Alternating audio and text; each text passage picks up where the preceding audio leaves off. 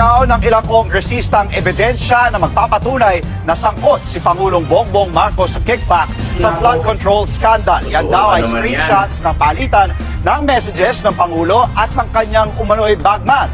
Nasa frontline ng balitang yan, si Marian Enriquez. Nagsalita na. Kahit pa binasura na ng Kamara ang reklamong impeachment laban kay Pangulong Bongbong Marcos, nanindigan ng mga kongresista ng Makabayan Bloc, may malakas na ebidensya at direktang sangkot ang Pangulo sa pagtanggap ng kickback sa flood control projects.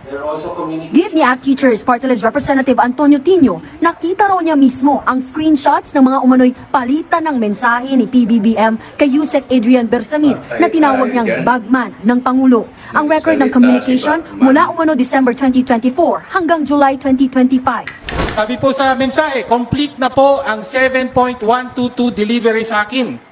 Tapusin ko po ang computation today. Kalakip nito rin ang detalyadong computation ng mga pinaggastusan ng 8 billion na kickback. Kasama po rito, pangunahin ang gastos para sa mga kandidatong sinuportahan ng Pangulo noong nakaraang eleksyon. Nako. Kasama rin daw dyan ang gastos sa advertisement sa TV, pambayad umano ng 6 na milyong piso sa dayuhang poster at 68 million pesos umanong talent fee sa isang performer na ginamit sa kampanya. On July 10, pinaabot ni Yusek Bersamin na may delivery para sa Pangulo sa Nara residence sa Forbes Park at sa sagot ng Pangulo. Sasabihan ko si June Baris. This is July 10.